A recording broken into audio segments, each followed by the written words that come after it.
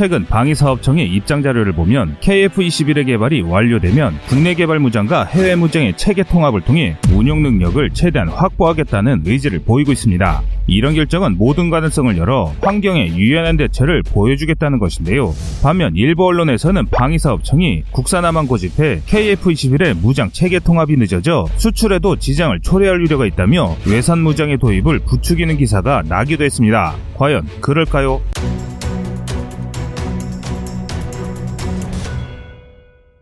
단일 목적으로 만들어진 전투기는 예산 절감 측면에서 불리하다는 인식이 확산되면서 최근에는 대다수의 국가들은 멀티롤 전투기를 선호하는 추세입니다. KF-21은 이런 측면에서 다목적 전투기, 즉 멀티롤 전투기로 분류합니다. 이처럼 전투기의 목적에 따라 전투기에 탑재되는 무장은 공대공, 공대지, 공대함, 미사일 등이 있습니다. KF-21의 경우 탑재되는 무장의 특징은 미국, 독일, 영국 주도의 유럽, 한국산 등 다국적 무장이 장착될 예정입니다. 그중 공대공 중거리 미사일은 영국의 주도로 개발한 유럽산 미티어, 단거리 공대공 미사일은 독일산 아이리스-T로 결정이 됐습니다. 현재 유럽산 공대공 미사일과 국산 및 미국산 공대지 폭탄 등의 체계 통합에 필요한 기술 자료를 순차적으로 확보해 체계 통합이 진행 중입니다. KF-21은 국산 전투기로 65% 내외의 국산화를 이루었습니다. 당연히 KF-21에 장착될 무장도 모두 국산화되었으면 바랄 나위 없겠으나 현실은 그렇지 못했습니다. 자국산 전투기가 아닌 경우 국산 무장 통합이 엄격히 제한을 받는 것이 전투기 시장의 관행처럼 이어져 오고 있기 때문입니다.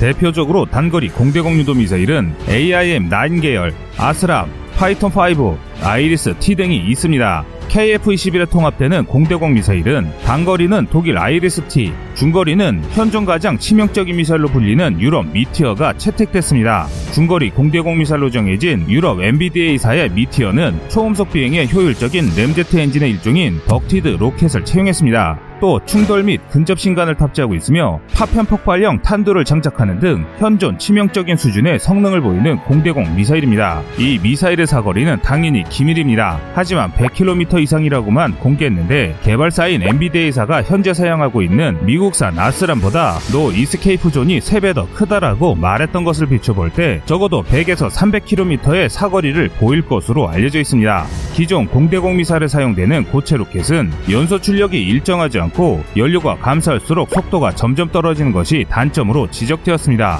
덕티드 로켓은 공기만 제대로 공급되면 연료가 다 떨어질 때까지 처음의 출력과 최고 속도를 그대로 유지할 수 있다는 장점을 가지고 있습니다. 또한 한번 점화되면 멈출 수 없는 고체 로켓과 달리 부스트, 관성, 부스트식 추진으로 연료 분사를 제외해 사정거리가 크게 늘었습니다. 종말 단계에서 분사량을 급상승시켜 극적으로 가속해 표적이 미사일을 회피할 가능성을 최소화한 점도 강점으로 꼽습니다.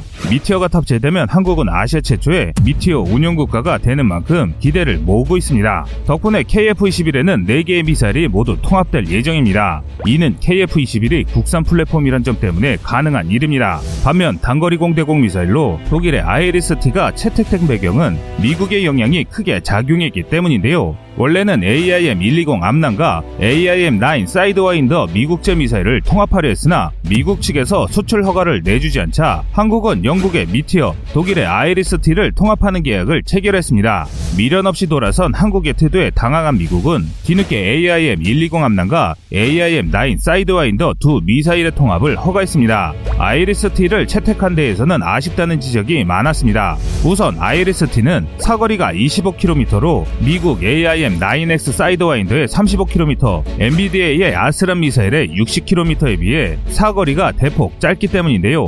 그러나 최근 방위사업청은 아이리스-T가 미국산 사이드와인더 미사일보다 사거리가 짧다는 것은 사실이 아니라고 공식 확인했습니다. 또 미사일 유도 방식도 지적 대상이었습니다. 적외선 유도 방식을 사용 중인 아이리스-T를 제외하고 최근에 개발 또는 개량된 최신 유도탄인 영국의 아스람, 미국의 AIM-9X, 이스라엘의 파이톤5 등 모두 적외선 영상 유도 방식을 사용합니다. 따라서 최근 단거리 공대공 미사일의 유도 방식이 적외선 유도에서 적외선 영상 유도 방식으로 발전하는 가장 큰 이유가 대적외선 대응책에 대항할 수 있어야 한다는 점에서 IRIS-T의 무용론이 등장한 것이죠. IRIS-T 선정에 대해 아쉽다는 지적과 함께 등장한 또 다른 주장은 미사일 강국인 우리 기술력으로 국산화하자는 여론입니다. 이를 의식한 방산업계는 단거리 공대공 미사일 기술 확보 작업에 들어갔습니다. 먼저 하나가 최근 해외의 한 유력 방산 기업과 손잡고 단거리 공대공 미사일 개발을 위한 기술 협력에 들어간 것으로 확인됐습니다. 아직 초기 단계지만 타격의 정밀성을 강화하고 유효 사거리를 확대하는 데 기술 개발에 초점을 맞출 것으로 알려졌습니다.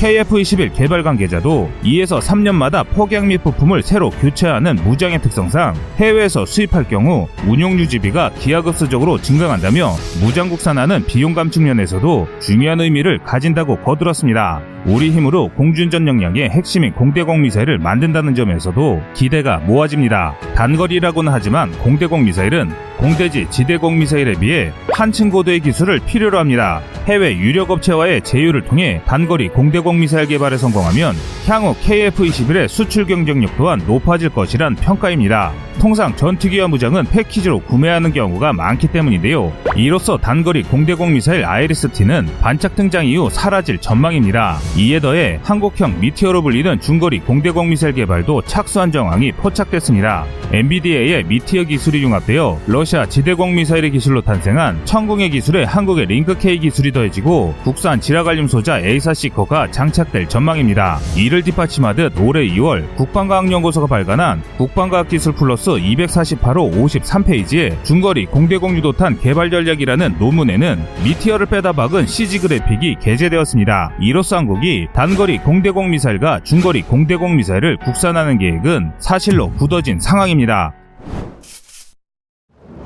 미국 정부는 한국의 KF-21 개발에 어깃장을 놓을 심산으로 AIM-120 암난과 AIM-9 사이드와인더에 대한 통합을 거부했다가 한국이 미련 없이 디스하자 화들짝 놀라 최신형 버전인 단거리 공대공 사이드와인더 미사일 AIM-9X 블럭이형의 대외 군사 판매 방식의 한국 판매를 승인했습니다. 미국 국방부 산하 안보협력국은 미국 국무부가 AIM-9X 사이드와인더 블럭이형과 장비 등 1억 5,810만 달러어치의 한국 판매를 승인했다고 공식 발표했습니다. DSCA는 이 사실을 이미 미국 의회에도 통보했다고 밝혔는데요. 한국 정부는 미국 측에 AIM-9X 블록2 115발, AIM-9X 블록2 공중전 모의훈련용 미사일 50발, AIM-9X 블록2 유도장치 20기 등의 판매를 요청했다고 확인했습니다. AIM-9X 사이드와인더 블록2형은 미국 방산업체 레이시온에서 생산합니다.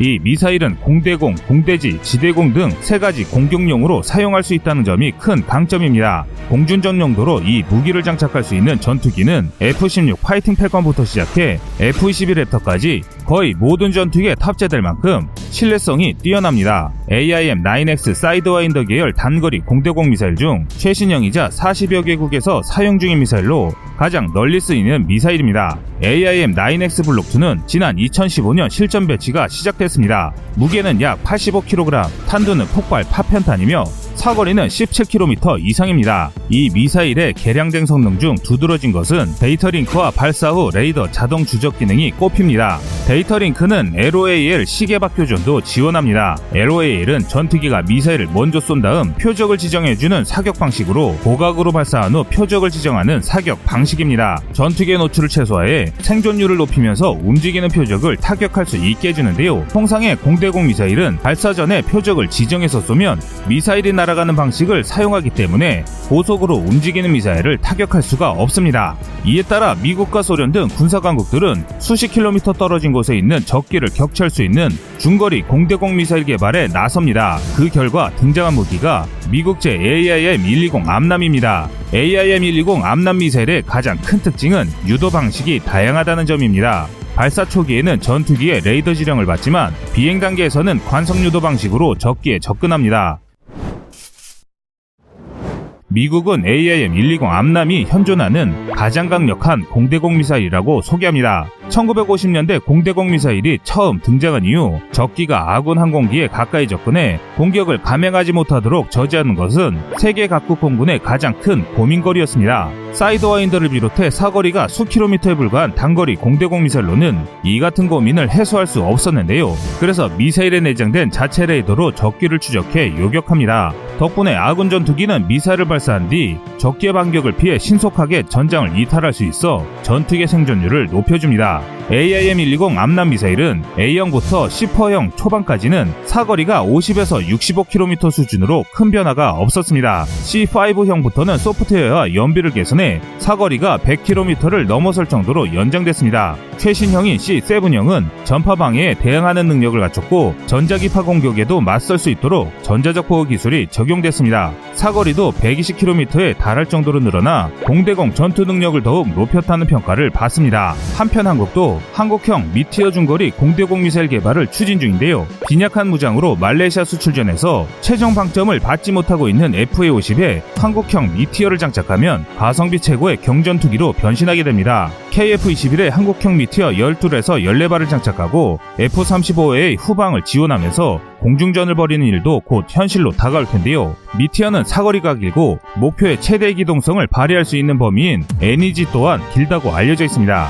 여기에 이지스함, 조기 경보기, 타 전투기와 중간 유도도 가능하기 때문에 한국형 미티어를 링크케이를 이용해 중간 유도한다면 동시 교전 능력은 극도로 배가 됩니다. 미사일 하나를 개발하고 안정적인 성능을 확보하는 데에는 10년 이상의 오랜 시간이 소요된다고 합니다. 그런데 일각에서는 외국산 미사일만 고집하고 있습니다. 앞으로 한국의 공격 무장이 완성되는 10년 동안 많은 고난이 예상되는데요. 이럴수록 우리 국민들의 뜨거운 응원이 필요하지 않을까 생각합니다. 여러분의 생각은 어떠신가요? 시청자님의 현명한 의견을 댓글로 남겨주시기 바랍니다. 여러분들의 좋은 의견이 좋은 영상을 만드는데 많은 힘이 됩니다. 이상 꺼리튜브였습니다.